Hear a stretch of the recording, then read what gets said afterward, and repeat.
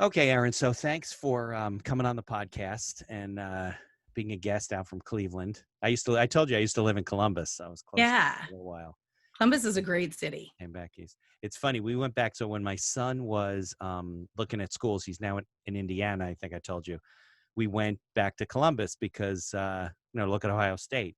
Mhm. And, the town's grown a lot since then because Nationwide put up the arena and an area called the Short North, which was this little area north of the city, grew all the way up to the university, so it's not so short anymore. And so the whole town has changed. So when we drove back to the house that we used to own, it looks like the only thing in the town that hadn't changed was that house. I mean, it was the same color, the same. There was this old, well, it wasn't old when we left there, but there was old like trellis that, morning glories would grow up and blossom in the morning, things like that, bloom in the morning, and it was still sitting there, Oh, like wow. 20 some odd years later. That's People that bought the crazy. house did nothing to this house. That's great. Did you guys stop in? Did you knock on the There door? was nobody home when Oh, there wasn't, but you tried. That's great. we tried. So then I really nervously snuck in the backyard to see what was still there. And yeah, so then we went around. So yeah, but That's cool. I didn't know anything about the Midwest till we lived there for a while. But it's a nice, it's a nice place to live. Yeah, it's a new home for us, but we're enjoying it. Where'd you come from originally? Seattle. We were in Seattle for 23 years. Nice. Yes. Home of the what do they call that? The Emerald City? They do. 'Cause That's it's right. so wet and green. So wet and green. Yeah. Yeah. Yeah. Beautiful. Anytime I've gone to a conference in Seattle, they give out umbrellas as your gift. Do they? Yeah. That makes sense. They do. Uh-huh. Yeah. It's funny though. I will say in Cleveland, I feel like there's pretty much the same amount of rain, same amount of Yeah. gray. Same It's thing, a right? lateral move weather-wise, except for it's Right. just colder. Except you're not on the water. Yeah. Well, we're on the lake. We're really Okay. close to the lake. Yeah. Which lake? Now you're Lake Erie. Okay. Took me a moment to think that You're like, through. let's see. It's one of Which those one? up there. Yeah. Well, this You put wasn't me to supposed the to be about test. geography. So I was just gonna say, don't do a geography test for yeah, me. exactly. Yeah, it's Lake Erie. It's beautiful. It's it has little waves. I mean, it almost feels like a little ocean. Interesting. Yeah. Well, some of Freshwater. those lakes are so big you can't see. Huge. Yeah, they look like oceans. They're cool. All right. So we're not going to talk about lakes and geography, but so you were connected. I forget who connected us. Susanna Fontecova. Oh, Susanna just sent me an email to talk to a group about starting a podcast as a guest speaker. Oh, interesting. I need to be a part of that group. Yeah, I have no expertise in that area, but I guess I'm developing an expertise. There you go. Isn't that the way we do it? Yeah. Right.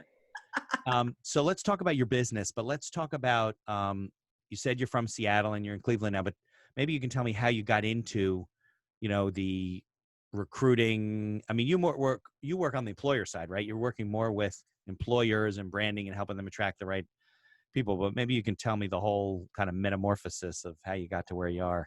Yeah, That's a actually, word. it's actually somewhat related to Susanna. Okay.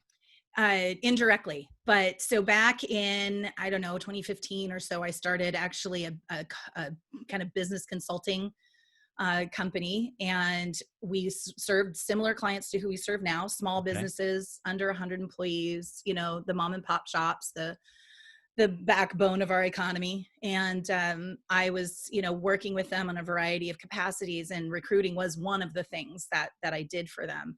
Okay. And, like I advise all business owners to do at some point is get a business coach, and really work on your business. Right. And so I did that. And I was very attracted to the author, Mike Michalowicz, and his way of thinking. Very So when in you said you alignment. did that, you got a coach or you were coaching? No, I got my own coach. I was coaching my clients, but it was time for me to get a coach. Okay. And because I was drawn to Mike Michalowicz and his philosophy, I decided to go the route of hiring a pumpkin plan coach. Yeah, his stuff's great. So before I met Susanna, I've read Profit First through a friend of mine. And then the funny thing was he told me about this great book, Profit First. And then I said to him, oh my God, did you read his other books? I read The Toilet Paper Entrepreneur and I read The Pumpkin Plan. And my friend looked at me like, no, what are those? I go, you read the guy's book.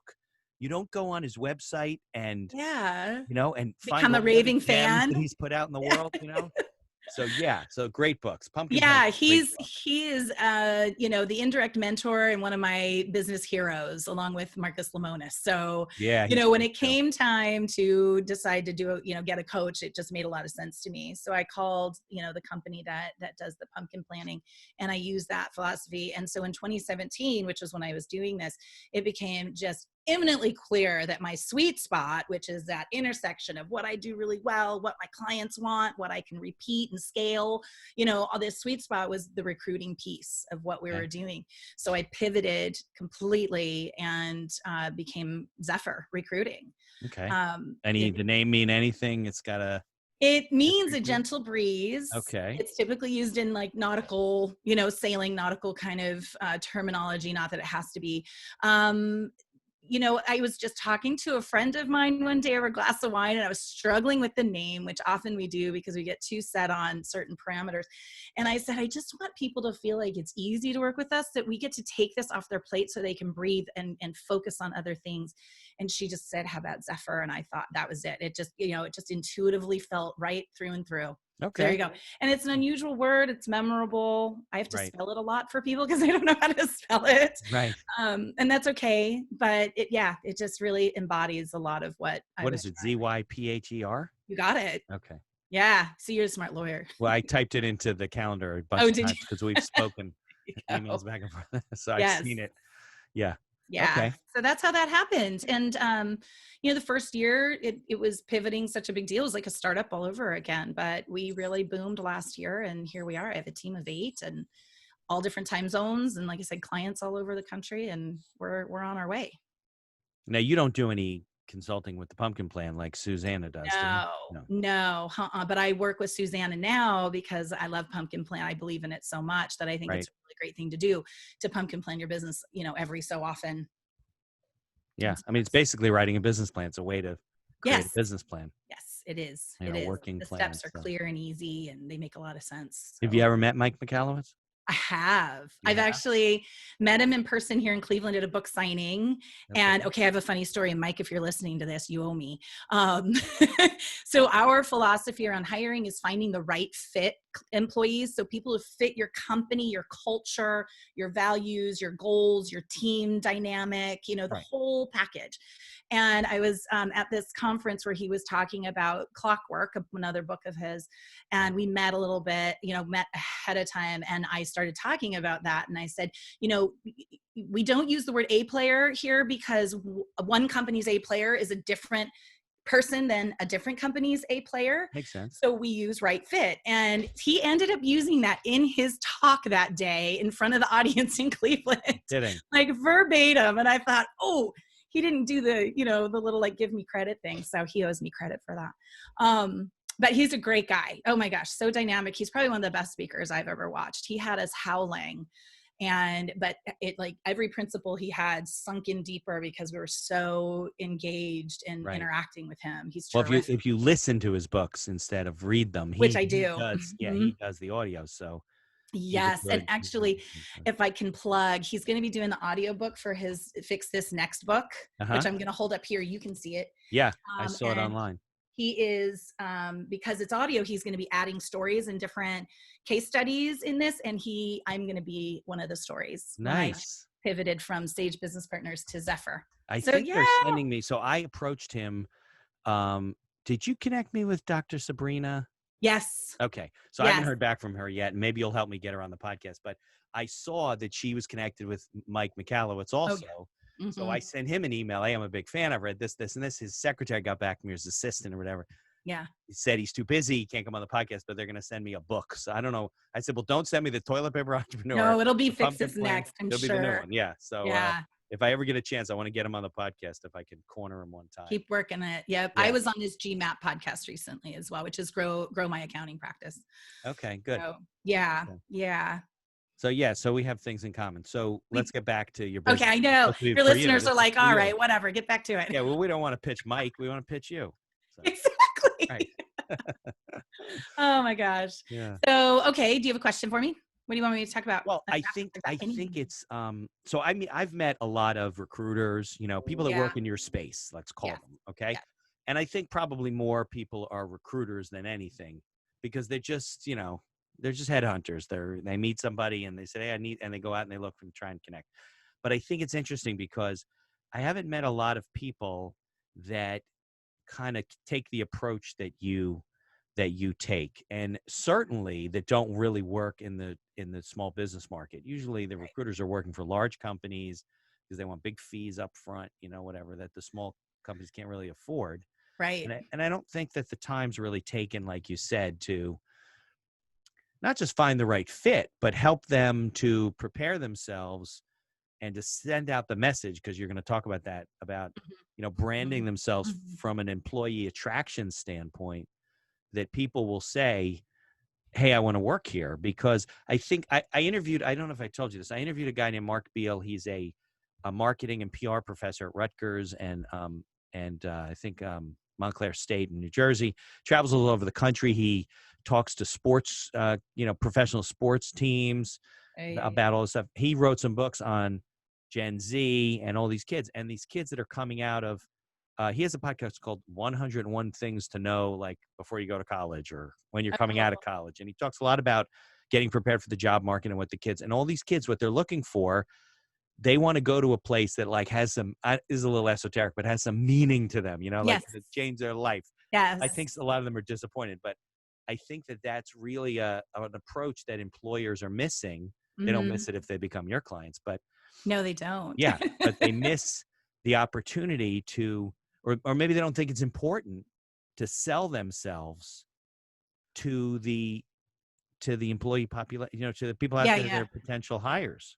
I think that's true. I think there's also a level of, small business owners just needing to run the business day to day, and they're overwhelmed, they're Right. overworked. Good You want me point. to add one more thing to my list? It's, Right. it's just kind of off the radar because it isn't what they think as a critical function. And as you probably know, a lot of accidental entrepreneurs end up living their lives putting out a lot of fires, Yeah. Well, they just become employees of their own company. Exactly. Yeah. Yeah. Yeah. So I honestly think that's probably a big reason why a lot of them don't do the employment brand marketing. I think employment brand marketing, which I'll explain what it is in a second, is also one of those things that's done at higher levels. I mean, Amazon does it, Costco Right. does it, all the big guys do it. Right. And, it's starting this trickle down, which is Yeah. often also what happens is Right. they get to beta test it and see if it's effective. And when it is, it's then how do you scale it down, bring it down, make it easy, make it accessible, make it affordable for the little, the smaller business owner. Right. And Where they can still say, hey, we're a great place to work, and this is yeah, why, and that type of yeah, thing. and often way better than the big guys, Yeah, because they're much way more better nimble on their place to feet and work. they can interact better, and Yeah. yeah. So employer brand marketing, for those who don't know, it really is quite simple. It's the idea of marketing yourself as an employer, as a workplace. What is your employer brand? And then setting that out into the world so that you can attract those right fit employees, like we talked about a moment ago, the ones that really will fit your culture, will help you take your job, your company to the level and the place you want to go. Right. And so, it has to be intentional. It's a process that you Yeah. have to go through. And going back to what you were talking about, mission driven companies is the wave of the future. You want to feel like they're And doing something in the world. yeah, to meaning, we Yeah. want meaning in our lives. We want meaning in the work we do. We want meaning, what else are we doing here? Right. So I do think you're right. The younger generations are really grasping onto that concept. They hear the stories of grandfathers and grandmothers who just, worked to the bone, but for what? In the end, what Right. was it for? Right. So they want more meaning. So what I firmly believe is that employers who are small businesses might say, well, I'm not mission driven. I didn't start this to drive a mission forward. Right. I don't even know You what are that mission is. driven. We just have to Always. discover what it always. Right. Yeah, exactly. Always. No, because it's There's like saying I have no purpose. Well, then yeah. why would you do it? So you Why obviously would you have a do it? purpose. You Exactly. just haven't figured it out yet. Yeah, you just Yeah. haven't articulated it. It's already Right. there. You just have to Definitely. discover it, shed light on it, and articulate it. And Yeah. then you have to get that out in the world, and let these up and coming and existing employees know what it's going to be like to work with you and attract them. And It'll be interesting because we were talking that before the whole coronavirus thing, yeah, it was the tables were more towards the employees, and the employees had more pick, and they were more demanding in terms of, especially the younger ones, well, do I have to come to work every day? I mean, can I work from home a couple days a week? And I think you're going to see more and more companies doing that, but it also increased the competition amongst the employee population now, where the employers are going to have a little bit of an upper hand. There may be some that'll be like, well, this is the way it's going to be. So I it'll be interesting think to see how that plays out. yeah, it's interesting. This is why we're talking about this so much, because in a low unemployment market, it's a totally different kind of situation. And in a high unemployment market, you think, yeah, there's a lot of employees and fewer employers, and therefore I have the upper hand. But at the same time, I mean, I was just telling you this off air, the flood of candidates that we're starting to get because so many people are unemployed or are looking to make a change, it's a lot. I mean, we're getting 30, 40, 50 applicants a day. So you're seeing it already. We're getting 30, 40, 50 applicants every 2 weeks. Yeah. So how do you determine, you don't want all of that 30, 40, 50 to be the wrong people, right? You want at least some of them to be the right fit. So you have to get the word out as to who you are looking for and draw them to you, so that as you're scouring through that huge list, you are actually finding people that because then you're sending out the wrong message. If you're not Right. attracting even just the applicants to be right, then why are you wasting your time? Right. Yeah.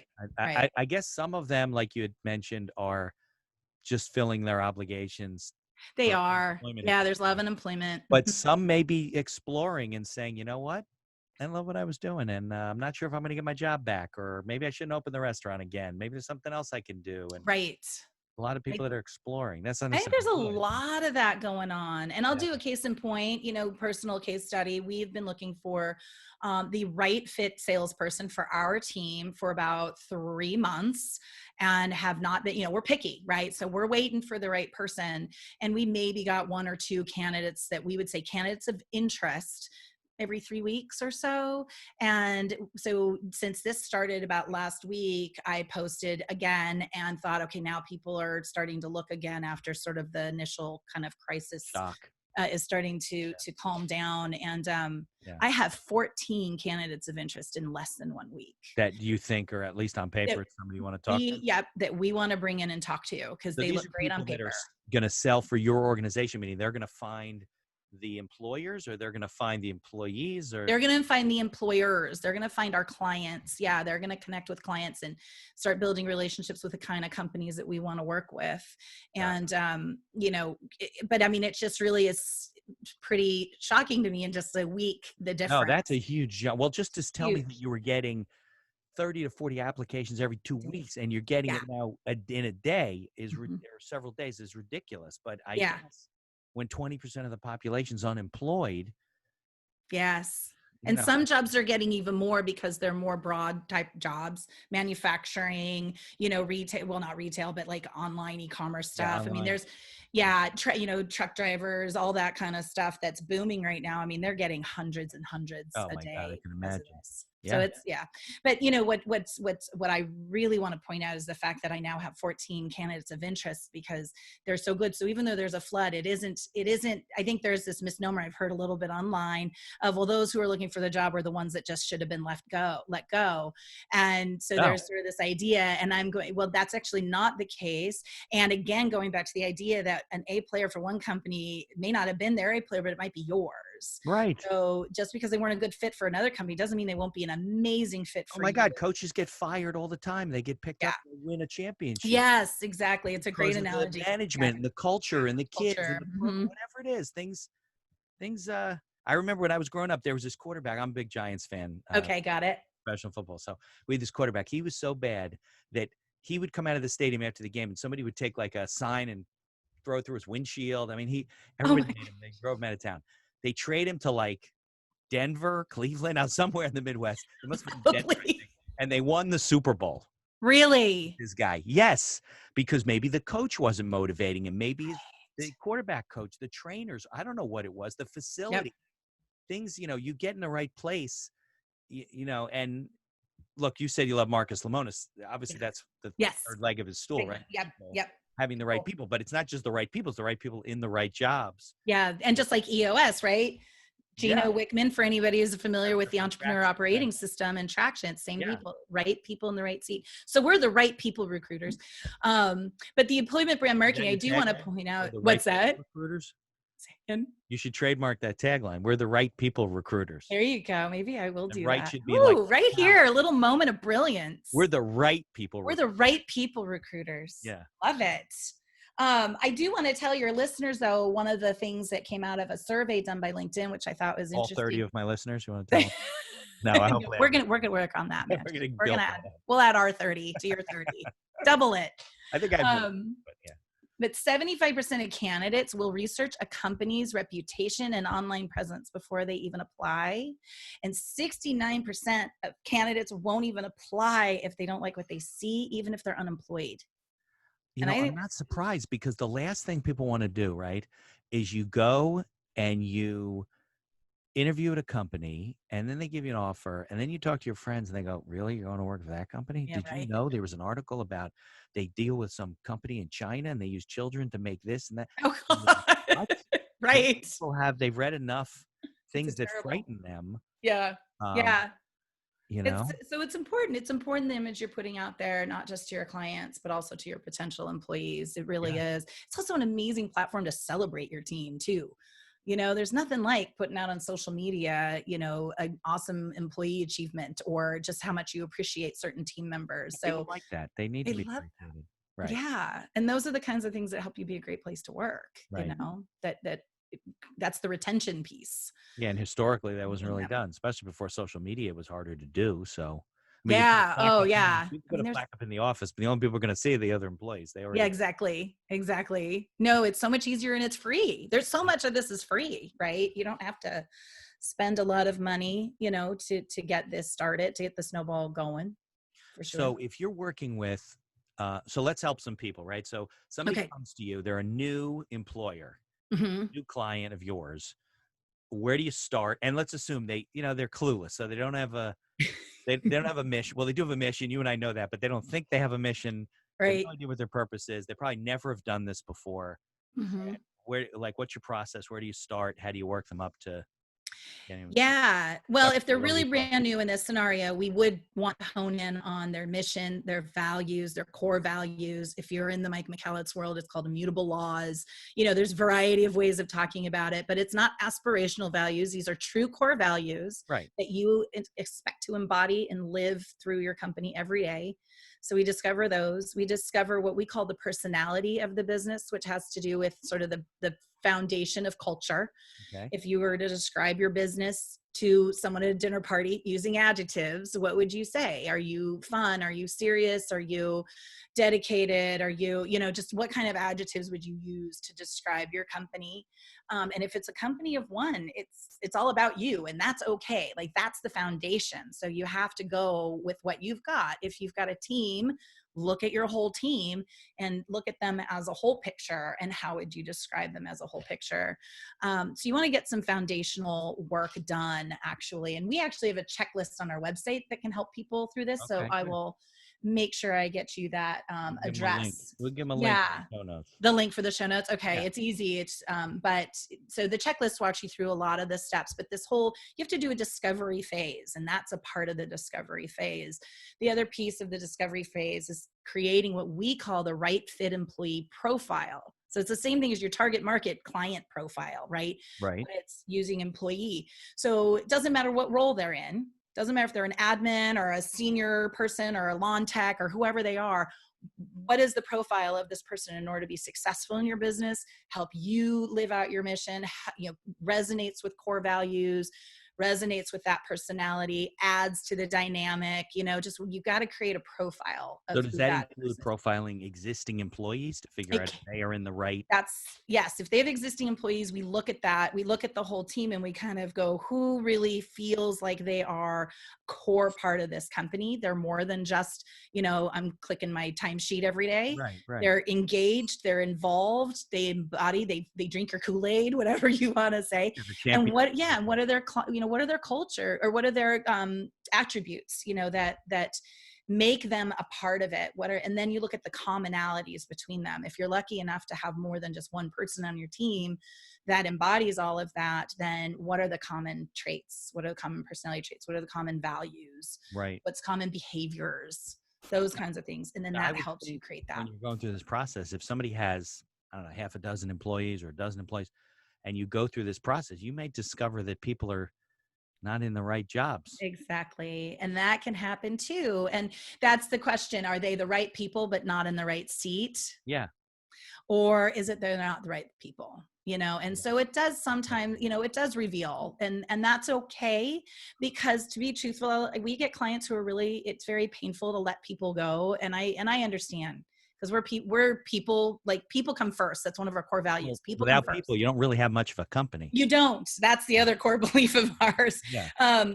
So I get it, but at the same time, what you're actually doing is you're holding them back. The fact that it's not the right fit is not just the right fit for you, it's the right fit for them. So if it's not the right fit for them, it's almost imperative that you let them go so that they can go find that right fit and live out part of what their life's journey and mission needs to be, and can match up with the right company for them. So it's actually more of a service to people to let them go when they're not the right people. Right. It's hard. And we definitely have got a whole blog post about compassionate firing, Yeah. because it doesn't need to be ugly. It doesn't need to be that way. And you Right. can support people through that transition. Yeah, There I'm are sure as ways, older they are, though, it's harder for them to make and that, yes, and that's true transition. too. If your Mhm. secretary and she's 60 years old, Right. doesn't really understand technology anymore and can't do the things you need to do because the company's changing, Yeah, that's a tough one. yeah, there can be some tough situations, and those are case by case. I mean, I don't know that those are the blanket challenges that we see a lot, but we have seen it, Right. actually. And I'll be honest, we hired someone we adored, great culture fit, but we did run into that. The technology skills and some of the skills were not where we needed them to be. And it looked like the learning curve, we tried to work with this person, but the learning curve was too steep and too challenging. And you know what, though? It was amicable, the separation. And she has written to me. She keeps in touch with me. She's at a job that is she's passionate about it, and they don't need that level of technical skill. And she's 64, Okay. She I was think. working for you? She was working for us. Yeah. And now she works for a nonprofit organization in her community. Did you find her And the job? I did not. No, they were not a client of ours. But Okay. it just goes to show that we don't have crystal balls for people, so we don't know what letting them go and go on to their journey, what it's going to bring. That is, that's not on that shouldn't be on the employer. That's on the employee.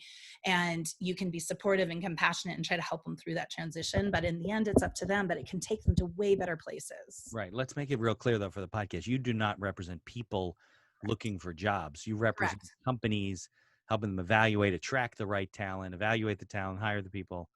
That Those are is the clients. correct. Yeah. It's the employers that we work with. Right. Correct.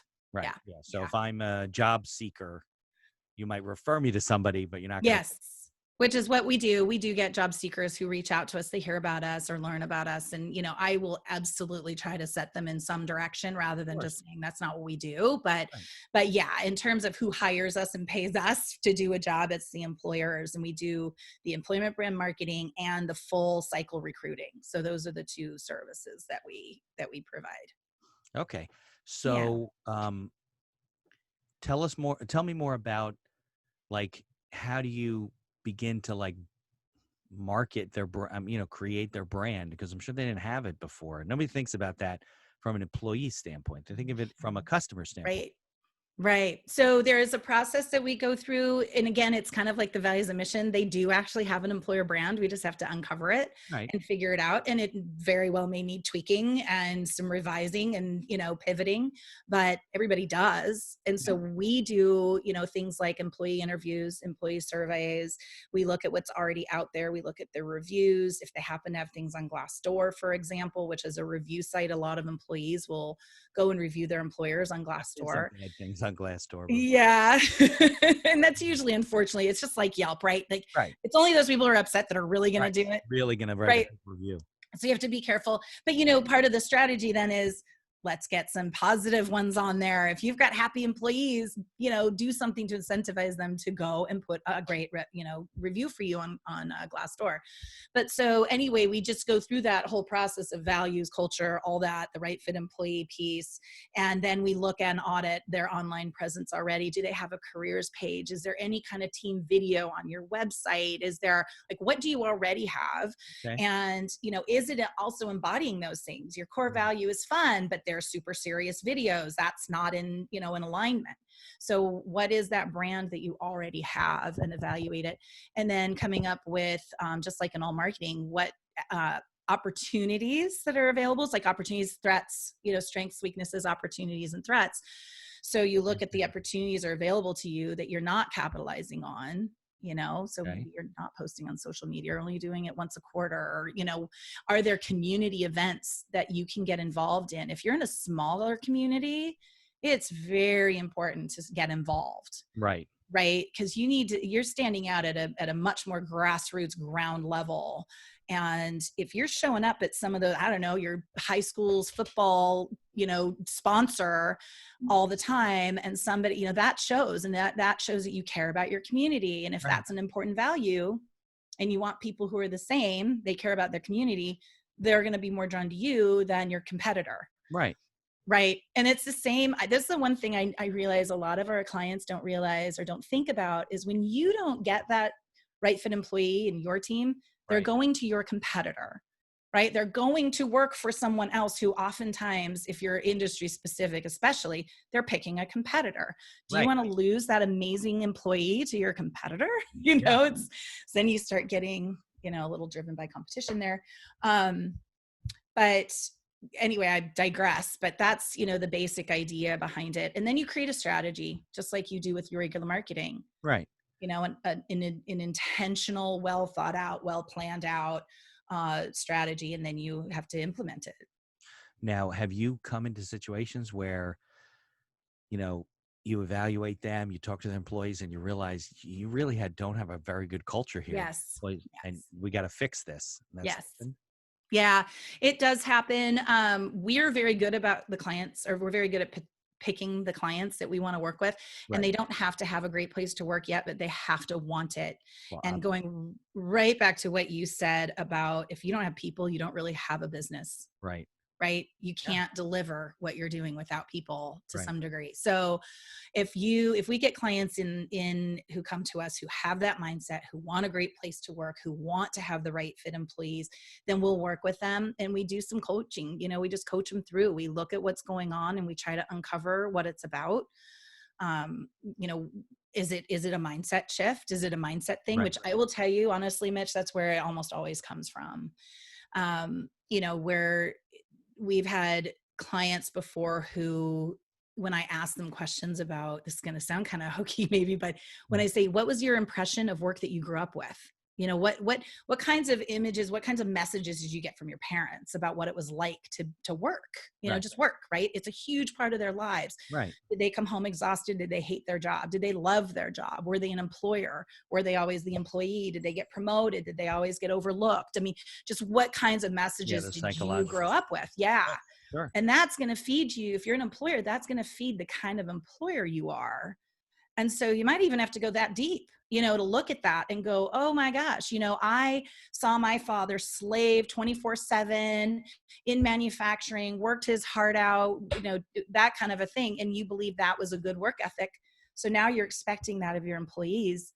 But that's not the culture today. Culture Right. today is about work-life balance, spending time with family, having meaningful work. So that's going to set up usually an environment that isn't going to attract people aren't going to really stay in that kind of an environment. So sometimes we have to go there and uncover those things and then work with them of how do we change that, Yeah.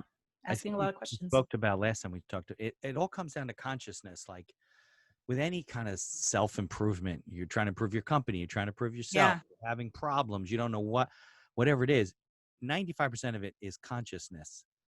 Like Yes. they didn't realize Awareness, they were doing that. consciousness. They didn't Yeah. realize that Yes. parents' values dragged them down, and they Hmm. equated, bad things with money. So therefore they, shy away from success. I mean, there's all those kind of crazy stuff Right. that Right. become a lot easier when you realize that it's happening. Yeah, it's You know? shedding the light. And it's Yeah. amazing how powerful just shedding the light is, right? Yeah. Like as soon as it becomes aware, it almost diffuses it. And in some cases, just completely, Like relief. it's gone. Right. Like, oh yeah, I used to I always couldn't I can't have think of that. And then I go, oh yeah. yeah, exactly. Yeah. I used to have an anxiety all the time about something. And then once you realize where it came from, and now you don't ever have it again, Right. Exactly. Because it's So it ridiculous. doesn't have to be hard. I guess that's something I have a friend of mine who always says, it doesn't always have to be hard. No. No, not at all. And it can But be I in an think instant. you said about willingness. I do the same Mhm. thing. If I'm working with a client and they're not calling me back and they're not doing the things they're supposed to do, Right. this can't be more painful for me than it is for them. And Right. it certainly can't be more important for me than it is for them. I have plenty of clients to deal with and plenty of people that need my help and plenty of people that want my help. I'm not trying to get people to work with me who, they're too busy. They don't care. Yeah. Yeah. You gotta, clients have to be willing to change and willing to work with you and willing to buy into your philosophy. Yes, exactly. You're not there to become their philosophy. You're there Right. because you believe in what you do. Yes. We're mission driven too. Right. So how do Yeah. you go out based on your mission and based on Mhm. your message? How do you go out and find your clients? Podcasts. Okay, No, it's there you not go. the only. We do a lot of things. I mean, we do a lot of social media. We do podcasts. We work with a lot of partners. Okay. Like, Like what's an example? Sabrina Starling of Tap the Potential is a really terrific partner of ours. She teaches so many things, but one of the things she teaches is the same idea of how to hire the best, how to hire the right fit for your company. She uses slightly different terminology, but it's the same idea. Right. And but she doesn't do the actual hands-on recruiting or the hands-on marketing, because we also do the actual implementation of marketing too, Right. on top of the strategy. So, when she gets somebody who loves that idea, buys into it, is a great client, but they need the actual hands-on support, then she refers them to us. And then vice versa. This is part of when we do find someone who needs a major mindset shift and a lot of culture work, then we'll send them to her, because she does a lot of that. How do you create a great place to work? How do you become that? Right. So It's she a big goes in, part of. works with the executive team, works with the Mhm. owners, does workshops with the Yes. people. Yes. Highly recommend her. I think she's amazing. Yeah, you And told me then, you love her. yeah, I do. I Yeah. do. And so what was your question? I've already lost it. Oh, other No, partners, how do partners, you, yeah, you partners. mentioned you get a lot of business with partners, and I said, well, what are partners? So, yeah. Yeah. And so we've got some other partners that are new. It's some HR companies that don't do recruiting. There's a lot of HR companies that focus on compliance, or some that focus on benefits and things like that. And they don't do recruiting. So we partner with them. And then when their clients is, they need somebody, they'll refer us. So that's one really good way. And we love that way because it's, there's sort of they know what we're about, right? Right. Like they know and value and trust us. And so, they're bringing us some of our best clients come from those sources. But yeah, I mean, we do podcasts. We're doing a webinar. Actually, we'll be doing, I don't know the date, so I wish I could tell you, but maybe by the time the show notes come out, we'll have the date. But we are doing a webinar on employment brand marketing uh, shortly, maybe in early June. Yeah, this will probably Oh, come out. Well, this probably won't come out till later in June, but you'll give it to me. great. We'll post it. Yeah, perfect then. Okay. Yeah. And So, well, we so can do it again. That's what we'll do, Mitch. We'll of do it course, again. We'll do it again, maybe in Zephyr July. Part 2, Yeah. an update.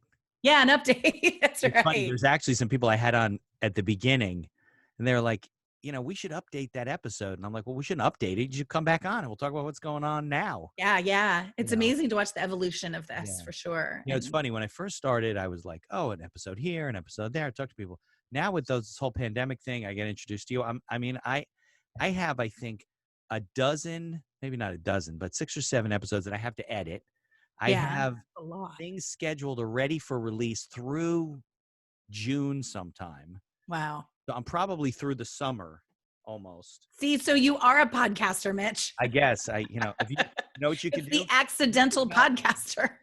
You can help me with your knowledge to somehow figure out how to monetize and make this into a career for me. I met somebody through, not through Susanna, but another group. This girl, Emma from Boulder, and Hmm.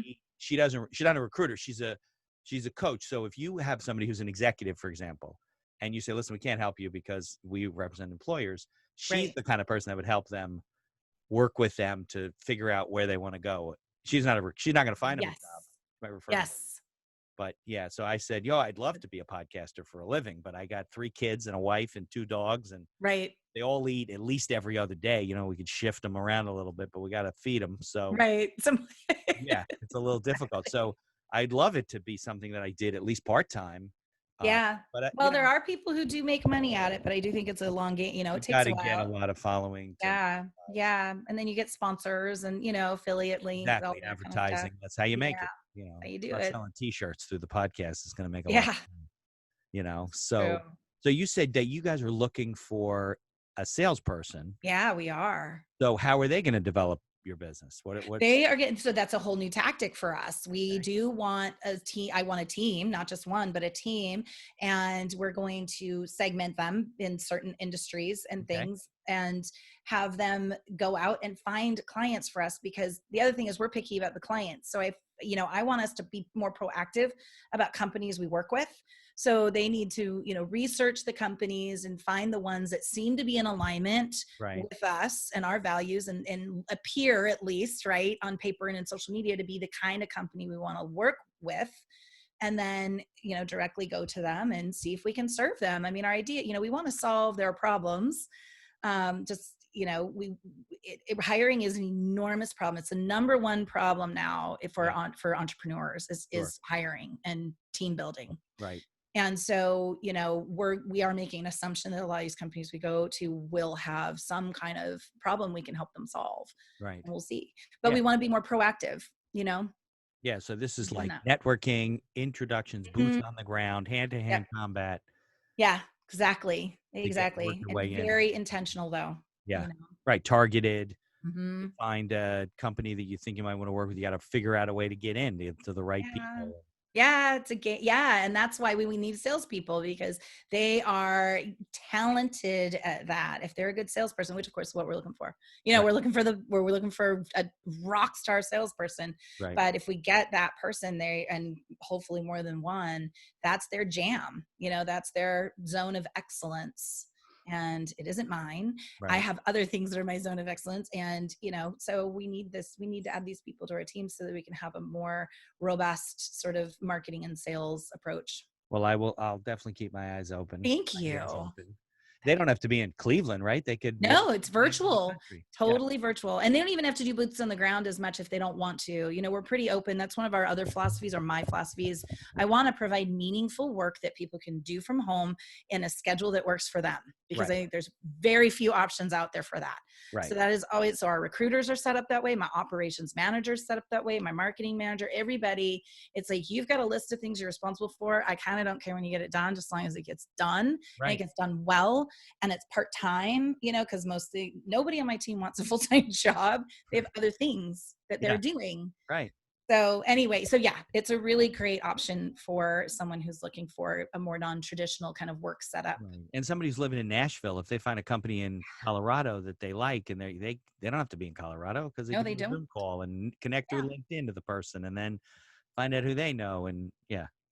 And it's really wonderful because, it's the silver linings. And I always look for silver linings. The silver lining of COVID and this crisis is people are becoming more comfortable with that.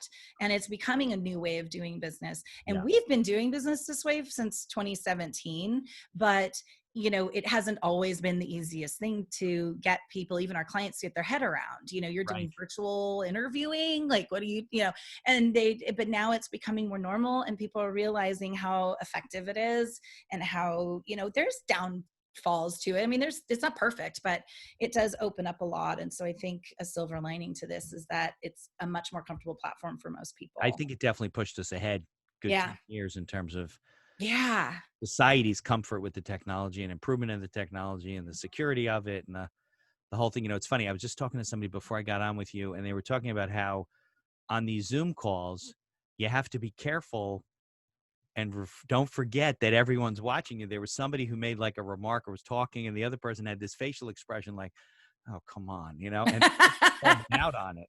Right. It's like, well, what was that for? Right. What? And also sometimes your facial expressions and your body language doesn't match with what you're doing. So I was on a Yeah. call last week, and my friend said, "Why are you rolling your eyes during her presentation?" I go, "What are you talking about?"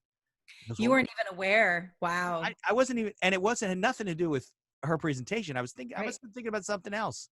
Right. Realize, because you sit here in your office and there's nobody watching you. Yeah. In person. Exactly. Right. And So it's great. funny how so it's good and it's bad. It's got, two sides to it. But I think connection wise, you make more connection on a video call than you do on a phone call. Oh, definitely. You know, Definitely. And we use video, we do video interviewing. And that's the main reason, is we can connect with the candidates. And, going back to, we don't work for the candidates. They're not the ones who right. hire us, but boy, do we love them, and we treat them really well. We value them. We treat them like human beings. We care so much about what they want as well. You almost feel like we're working for them sometimes. But that ability to connect with them on video is so much more powerful than back in the day when we were just doing it on the phone. Right. You can build trust. you build rapport, Right. all of that. So So you do the first initial interviews. So you mhm. go through the first round of resumes before you present them to your clients. Yeah, we do 2 rounds. So we, obviously screen the resume, and then we do a virtual Zoom interview, so video interview, and that's sort of a pre-screen, but it's lengthy. It's 15 to 30 minutes, and that helps us really understand if we feel like it's really what we get out of that is culture fit. We get culture fit out of that more than anything. And then we do an hour to an hour and a half full phone interview. That's a much more traditional questions, answers, diving deeper into things like their experience, stuff like that. We do that part over the phone Now, because why that do would you be do a that part? very long video for our clients to watch. Nobody's going to want to watch that. Will they listen to the hour call? No, what we do is we are basically, we're literally dictating. We're taking dictation and adding our impressions and stuff, but it takes our clients on average about 5 to 10 minutes to scan that and read than it does to listen to the full hour phone call. But they see the video, so they have a Sure. good sense for the person and their, everything from their energy, their expressions, their language they're using, how they present themselves, a Right. personality. You get a lot of that through the video. And Now, then why don't you just do the whole thing on video? because we tried that, our clients don't, they're like, I can't sit and watch an hour and a half video for the every finalist you give me. So it's Well, that's mostly true. But just you can efficiency. transcribe the audio and just give them a transcript. Yeah, which that's definitely something we've talked about doing. We've Yeah. talked about doing that. Video takes a lot of bandwidth, but that's okay. I mean, we also have pretty massive online, cloud-based storage. So far that has not presented an issue. It certainly is one we've thought about though. Yeah. 30-minute, 15 to 30-minute video is much smaller than an hour and a half to 2-hour video. Yeah. So That's a lot of time. yeah, it's a lot. But yeah, we thought about doing that and trying to find a survey, the way to transcribe it easily without us having to go back and do it by hand. And Right. I'm sure they're out there now, like Oh, I technology is use just them for moving the so podcast. fast. Yeah. Oh, It's do you yeah, really? it's very inexpensive. It's like Okay, you have to tell me who. 10 cents a minute or something like that. So no, it's like a penny a minute.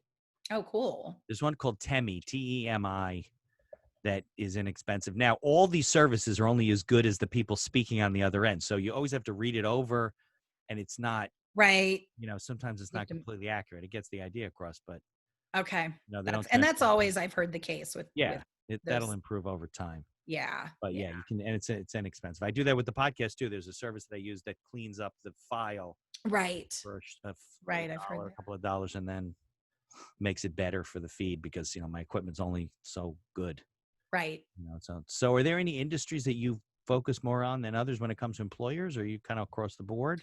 We're pretty across the board, to be honest. I think over time we'll start to niche because niches will just start to emerge. One Right. of our emerging niches is construction. Okay.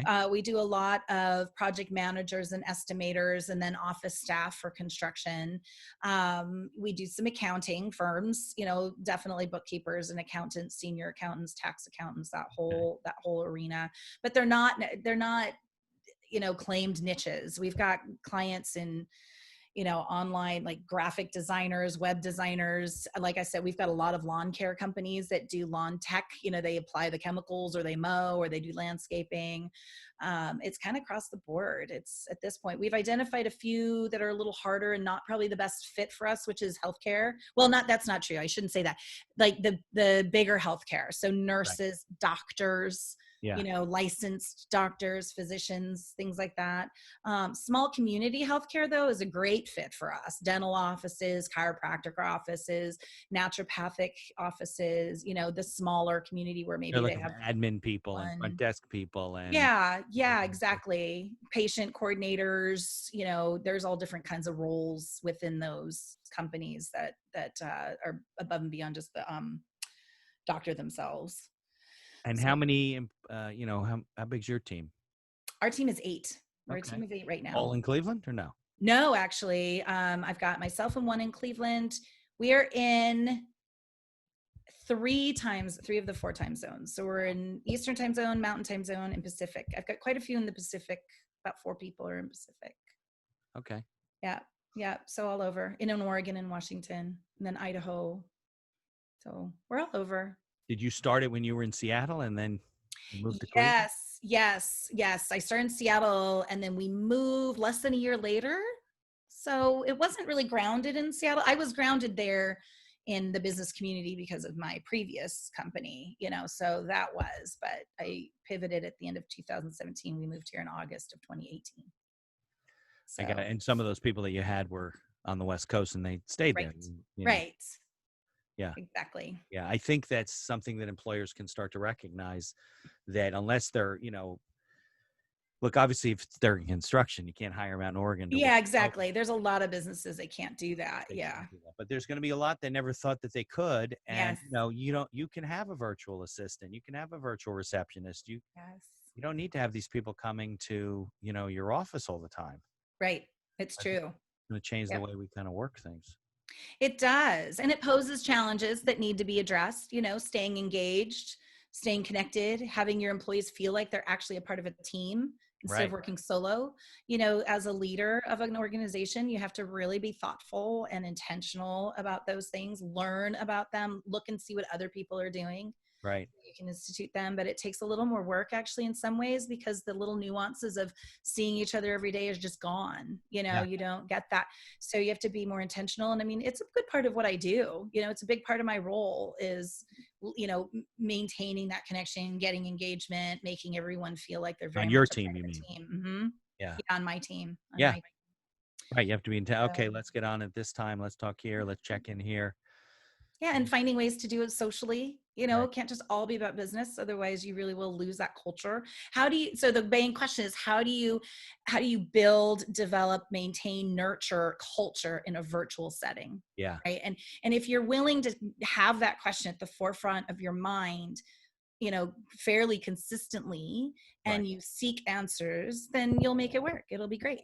You can make Well, it work, yeah, but you there's can't always things you just. can do. You do it for your social organizations. You can do it for your company. Mhm. Right. It's the same thing. So, Yeah, it is very all right. So similar. I've taken up a lot of your time. Oh, it's been so awesome though. I love it. I appreciate You it. can probably tell Mitch I can talk all day. Yeah, no, it's good stuff. And I think it's Yeah. timely. And, by the time I edit this and I get it posted and we're out there, all this stuff we're talking about will be showing itself. So Yeah. the market will be settling in and people will be able to hire again and go back to work. And we'll see who didn't open and who did Yeah. open and Yeah. what that looks like. Yeah, there'll be a lot. It'll be a very different landscape for Yeah. sure. And, as is the case with your last pot, you were talking about that other person. By the time this airs, some of it might already be outdated, and there's a whole new, challenge that we're Yeah. facing. And that's just, that's the nature of the way it works. It's Of course. fine. But it's fast moving what's happening. It's weird because I think at some level we all feel like it's very slow. It's called quarantine. I don't know if Right. you've heard No, that you're term, right. right? And we're all sort of in this weird space with time relationship, but at the same time, things are also moving very quickly, like how it's massively changing everything Yeah. is, yeah, Well, I think, we'll see. first of all, I think you had about 6 weeks of no decision making because people didn't know what was going on, Yeah. what was going to happen. Yeah. People get antsy. So now they're starting to see, okay, their kids' school's closed for the year. This is happening. I got to pay my bills. Money's starting to come through from the government. Maybe Yeah. I'm going to make some decisions. And they start making decisions and things start speeding up. So we'll see. Yeah. We'll check in the fall and we'll see what's going on in your world. And, Yeah. That'll be interesting. That would be great. see what's up. But yeah, I mean, we're seeing an uptick. We've gotten 5 new requisitions just in the last couple of days, and we hadn't seen anything at the beginning of this. People just stopped Yeah, hiring. of course. Because you Yeah. know what was going. Well, that's good to hear, though. That means It's people are great. hiring. It's amazing. Yeah, it's Right. really fantastic. I think people are optimism is starting to come back, because that's what we do as Right. people. Yeah, of course. We're survivors. We're going to move forward no matter what. That's the right. What is the? It was some movie where they said where our species are at our best when things are at their worst. Oh, really? Yeah, with I the should exception of the I current administration in Washington, Yeah. but besides that, Don't get us started on right? that. Exactly. That's another hour at Yeah, least. that's for sure. All right, Erin. So I appreciate you coming on and spending time with me, and It's been great. we'll um, we'll edit this and then I'll send it to you, and you'll look over the show notes and see what any links you want to put in. Yeah, Make please. sure I it's correct. definitely would like people to know about our website, which, by Yeah, the way, is zephyrrecruiting.com. right. And And there will be a link in the show notes there as you well. go. Great.